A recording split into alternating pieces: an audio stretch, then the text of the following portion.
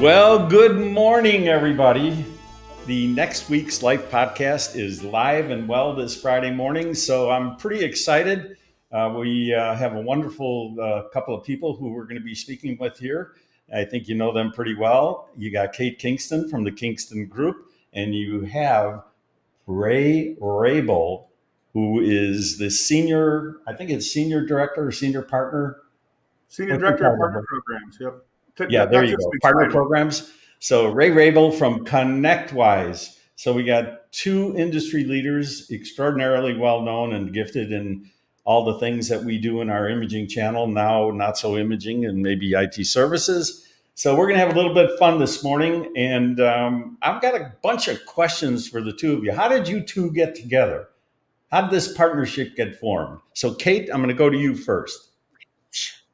Well, being part of the consortium has opened my eyes to really how we can serve the imaging channel or the technology dealerships across the country. And one of the biggest players around is ConnectWise.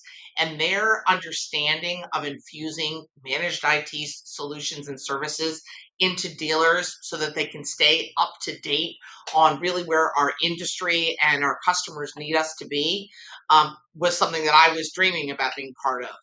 And I know Jenna, who is Mike's daughter, and she was kind enough to introduce me to Ray. And from our collaborations and conversations, it seems that maybe a partnership will be helpful. So that I've known about them forever, and it's just a privilege to be working with Ray.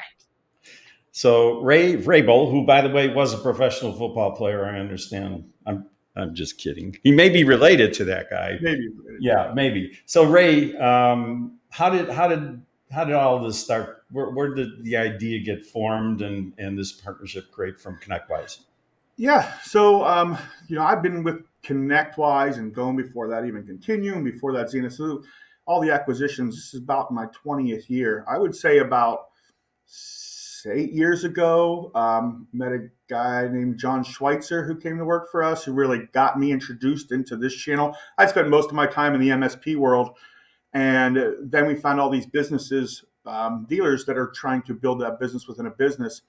Well, John Schweitzer brought someone on the team, Jenna Miner, and Jen and I have worked very closely together. We're almost like the yin and the yang to these dealers. And one fine day, she said, "You have to meet Kate Kingston. She does what you do, right?" And she's like the exact same person. And you guys are both training these dealers. You have to meet. And fast forward, Kate and I have a brunch together and share some information and start realizing there could be a really great partnership here. And that was I want to make sure I get this. That was Jenna Miner. Do I know her? You might have heard of her I've heard of before. her. She's really popular in the channel. Yeah, I think I've heard of her. She's extraordinary. So, Ray, a little bit of your background. So, you talked about Continuum, and obviously, we're very excited to have you on the show because everywhere I go, I hear about ConnectWise. So, your background, how long have you been with ConnectWise? And prior to Continuum, what did you do? Yeah, so right out of school, I've always been in IT my entire life. And when I say my entire life, there was a little show called War Games with Matthew Broderick, which got me into computing. So when I say I was like 5, 6, 7 years old, tearing apart Gateway 2000s, I've been in computers my entire life. So ran IT from my school, ran IT in college, worked on the IT admin team, and so I've been doing it my entire life. And then I got out of that into really the IT side of it. So running help desks, running the admin side, um, working for a place with 53 locations. So I got into all that IT world. And then somewhere along the line, I said, man, I like talking to people too. I want to move out from here, from behind the computer, and got my very first job with a company called Zenith Infotech. And Zenith was a company founded by a guy named Akash. He was from Mumbai, India. And he called and said, "Hey, we're going to start this thing called managed services. Would you be interested? I saw your resume out there on LinkedIn." I thought it was a fake call, to be honest. But when I arrived at the location, there were 4 cardboard boxes. And he handed me a phone and said, "Build your own desk. Here's a drill. There's 4 of us. And we're going to define managed services in this industry." And I said, that sounds ambitious. Let's go do it. Let's figure this out. And he started up a knock in Mumbai and started up this platform known as, which later became Continuum RMM. And it's the rest is history. I watched us go from 5 partners to 50 partners to 3,000 partners. And Wow. so it's been a lot of my career helping to just watch this rocket ship growth of this managed service industry. So the two of you, like, it sounds like you, Jenna, and Kate are really an interesting team there. GI Joe, if I can say it that way, SWAT team. That's exactly what they call us, the SWAT team. You're right. Oh, that's good. I got that. That's why this podcast is so good. I'm so intuitive. So it seems to me, and I'd like to come back to both of you on this. This is a great, it really is a great team you have put together. Some of the things that I hear in the industry are, they're all over the place. This week I had a series of calls and podcasts. One gentleman runs a $220 million dealership, and for the first time ever, more than half his revenue is IT services. So he'd been investing in this for quite some time. And it was interesting to have a conversation with him because he's very happy, obviously, to see that kind of growth. But the challenges that I understand from him and others, they touch on both the things that you both do. So where do you get people? How do you train them? How do you find these clients? One of the questions I hear frequently is, do I continue to farm the existing client base, or how do I go beyond that? So I'll switch over to Kate for a bit. Kate, you probably heard these questions yourself, and if I know you, you're the number one prospecting person in the entire industry. How are you dealing with the core versus the new? What are you telling people? Sure. So there is a ConnectWise client in New York State where I also live that I'm working with as the dealership, and they're just now initiating managed IT. I think ConnectWise, first of all, figured out the commission structure that helped the current sales executives want to even engage in it. I think that's part of the puzzle. But they were trying to go after net new first. And I'm a fan of that, of course, as a prospecting trainer, but I think that there is a number, and Ray probably knows that number, of how many current customers, when they fit that managed IT ideal box, that we should be going after first. If we do not sell deeper, wider into our customer base, I feel someone else is going to come in with managed IT, and then they're going to get all the hardware that hangs off it. So I always think we need to go inside our customer base to ensure they understand the new solution or how managed IT can impact their cybersecurity protocols, meet their compliance around print governance, as well as all the tools that they need as a sales team to showcase that subject matter expert that's going to come in and be able to produce managed IT solutions and move their business forward. So even though I love net new, I think we need to engage with our current customers first so that we don't have that business taken away. And I know Ray will probably talk about it, but these sales executives in New York State are older, they're not 24-year-olds, and they weren't open really to that because they didn't understand it. They thought it might affect their current customers with their copier and printer relationship in a negative way. And so they shied away from it. And I believe ConnectWise stepped in and helped them understand it a little bit more effectively. And now I even have their subject matter expert calling current customers and easily making those partnership reviews to showcase this new solution suite that's being offered. I think the copier industry, the copier rep, is a dying breed. But the business technology sales executive with an understanding how to manage the network and the IT infrastructure is alive and well. I think our industry needs to get there, and we should start with current customers first.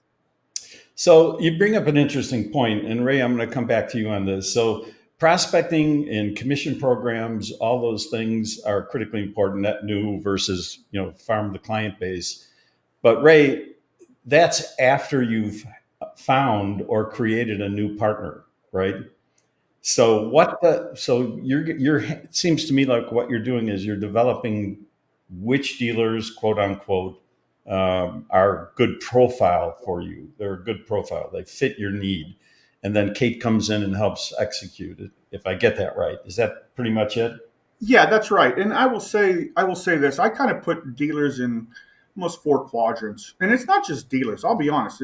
It's telco providers. It's VARs. It's VADs. It's ISVs. It's every acronym you can think of that's moving from more transactional to the MRR model. And so what I see when I look at that, I see people that are still on the fence of, do I need to be in the business? Kind of the laggards. Others that, okay, I want to be in the business, but I don't have the time or money or know how.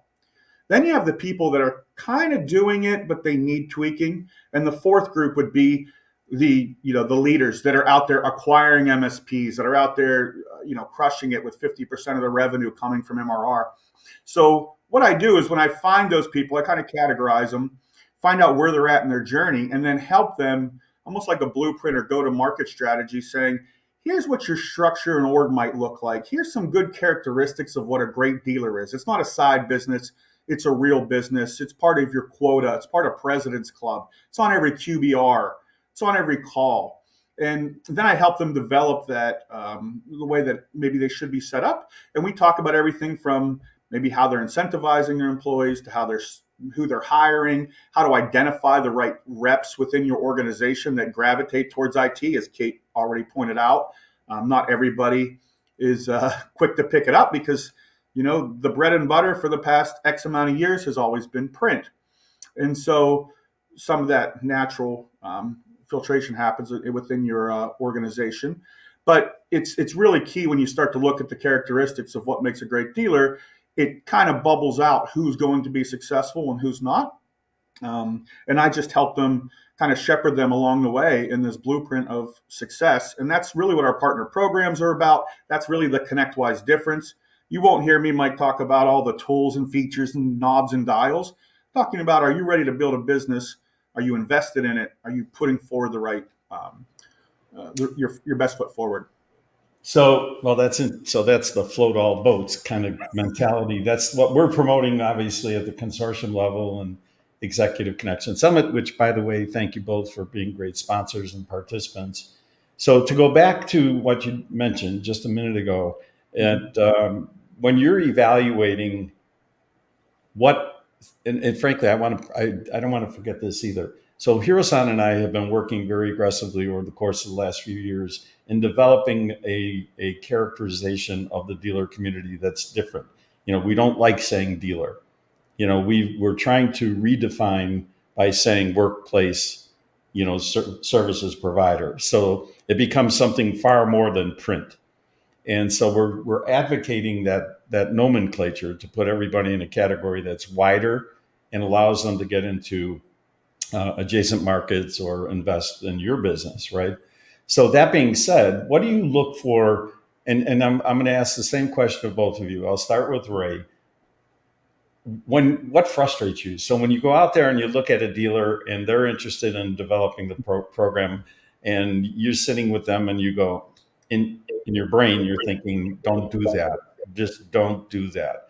So what are those don'ts that make you go, we can't work with these people? Boy, do I have some. No, I'll give you some, real life stories that have happened that I've seen over and over again, and that is really the commitment level. And this is of all shapes and sizes. I've worked with 2-man shops all the way up to very, very large $500 million organizations, but some of them suffer from this, which is, I'll go there, we'll lay this all out, everybody's excited about it. I help them do the sales kickoffs. The reps are like, man, I can make some money doing this. This is awesome, reoccurring revenue, something new to sell. Then I leave, and by the time I land, I get texts from the VCIOs or the reps.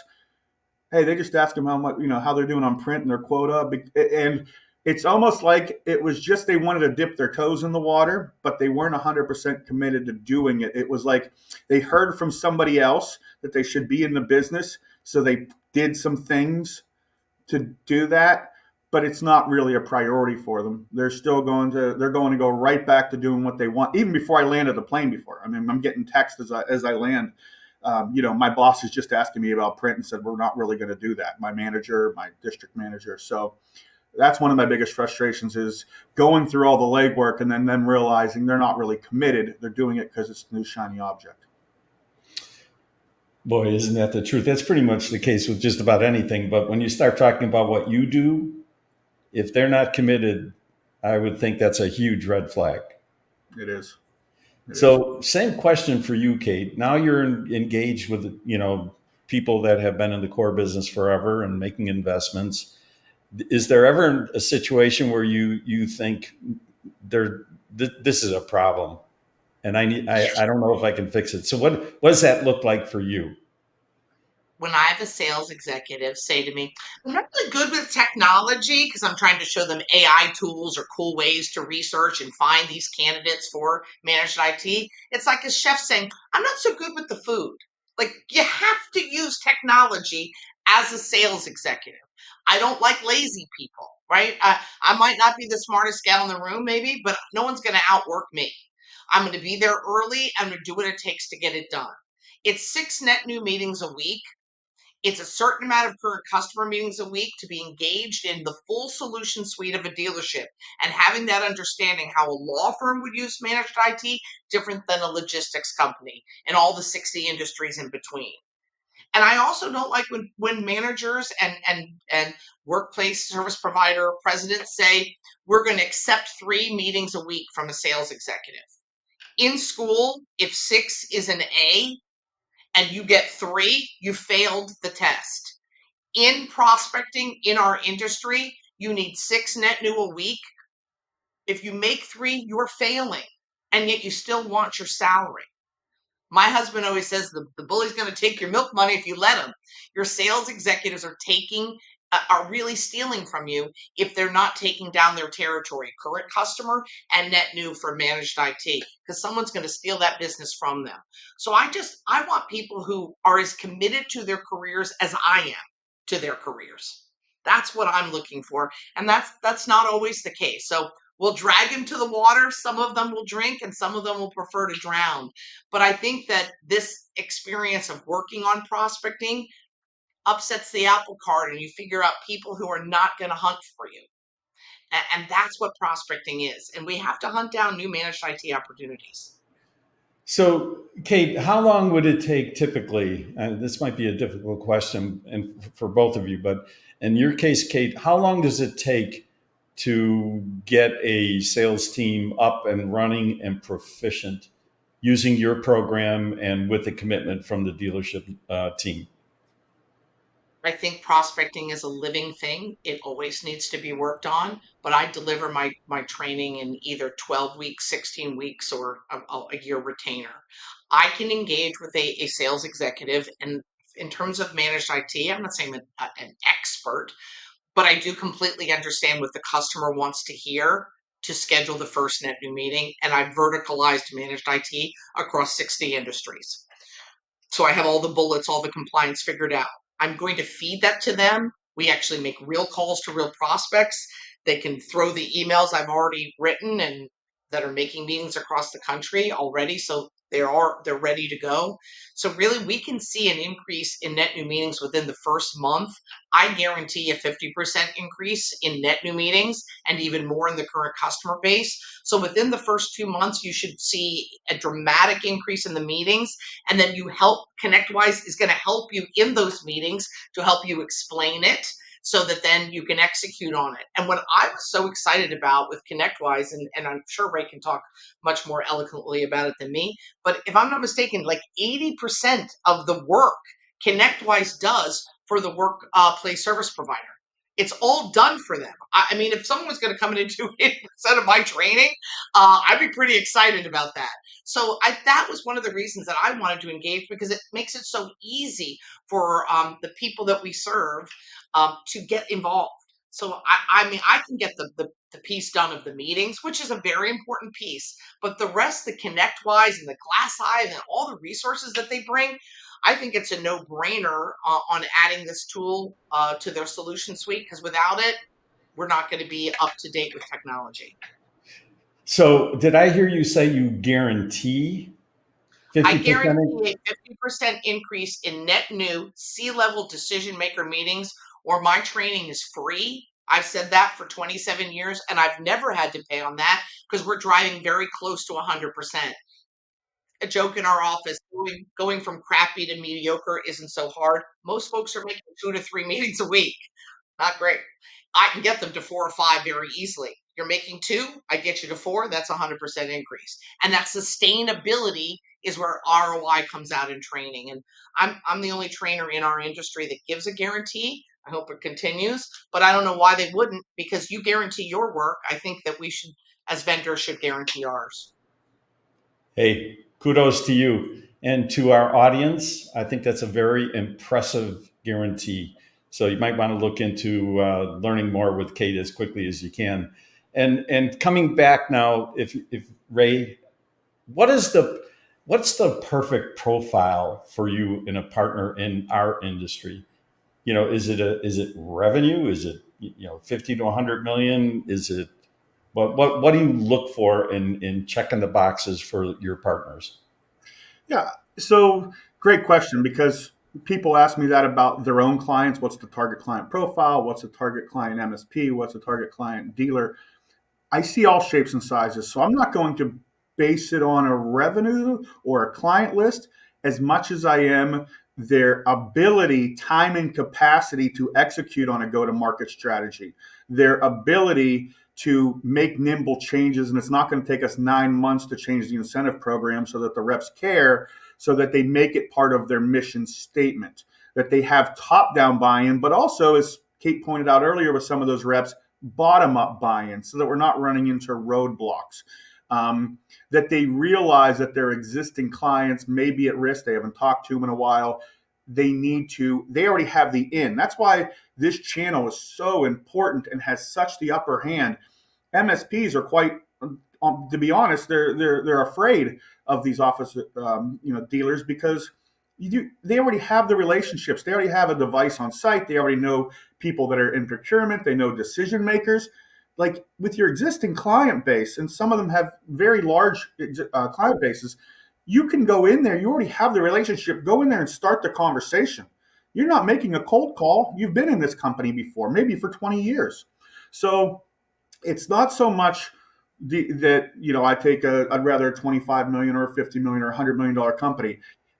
It's the people that it's the partners that really get it. I call it the get it factor. So that's like kind of my term, is the get it factor. Once I see that they have those things, I realize we're going to be successful. And I could see a $25 million dealer outpace a $100 million dealer, because guess what? 50% of their revenue is coming from that now. Their reps are all bought in. They're educated. They're targeting their existing clients, and they have a brand new offering to attract new clients and prospects they haven't talked to before. And so now they have something new to talk about, to maybe attract them to print. Maybe they didn't have that hot button to get in the door before. So they have something new to talk about. And that's what I look for. So this is obviously very interesting and helpful for the industry. So I'm going to make a decision here, executive decision, that I have one more question for both of you, and then I'm going to go to part two. So we'll end part one and move into part two. So the next question, along the lines that you just spoke about, and I know you have Jenna out there doing what Jenna does as well, and Chris and a whole bunch of other people doing a great job. Peter Kujawa, everyone. Are you focused on groups like CDA, SDG, BPCA? Does that mean anything in your strategy or tactics? Absolutely. And that's where Jenna has really, really shined. I mean, she comes in and she's in front of those groups. She's on the planes, trains, and automobiles out there at all of these events. And every acronym, I can't keep up with them. IBPI, American Co-op. There's so many groups out there, which are great, because the associations I love. I've always been a fan of peer groups and associations, because I think some of these business owners, it's a way to get best practices, share stories, and understand what's going on. But also, some of these groups have been pretty tough, where it's like holding your feet to the fire. It's a board of your peers, if you will. And I love that, because some of them really hold each other accountable. And it gives the business owner a place to look and go to say, how are they doing that? Like, why aren't we that successful? And go back and make those changes. So I think it keeps the friendly competition going too, and creates a lot of great relationships. So Jenna has really headed that up, and she's the face and the voice to all those associations. They're very meaningful to ConnectWise. Well, I'm proud of her, and I'm glad to hear you say those things. So, and I love the logic that you just indicated as far as how to focus on those various groups. Because while they're the same, some of them are pretty unique, either by OEM brand or other capabilities. And I'm wondering, Kate, do you triangulate with Ray or Jenna on, hey, I already have 10 of the CDA members, just as an example, and figure out which ones are really good candidates for you? Sure. So first of all, I was at a dealer in Connecticut this week doing a workshop. I've already talked to Ray and Jenna about them. Anybody that's not doing managed IT, I'm immediately bringing them to ConnectWise. I've trained over 40% of all the Copier Dealer Association. I work with most of the Mike Reardon dealers, as well as some relationships I'm very proud about with at the OEM level. Anybody that's not in managed IT is missing the boat, and they're going to start to float away of importance. So my job is to bring new ideas, which is why I'm also in the consortium, to the folks that I train and work with. And ConnectWise is the best one that I found for managed IT, which is why I partner. I don't do it often. I don't refer people very often because I really have to vet them out. And any way that I can help a workplace service provider uh, do better, have more profitable market share, that's really what our mainstay is. That's what we drive. So anybody that I'm working with, I throw right over to them. And I'm going to be at IT Nation this year, speaking about this as well with their advisory group and dealers in all levels of their commitment with ConnectWise. So I think it's a smart place to go, because if they're not engaged with this, they're missing out on income, and they're losing customers. Well, with that, you led me into something I want to talk about, but we're going to do it in part two. I want to start with IT Nation and a few things that are related to that I have questions about. So, with that, we will be right back with part two.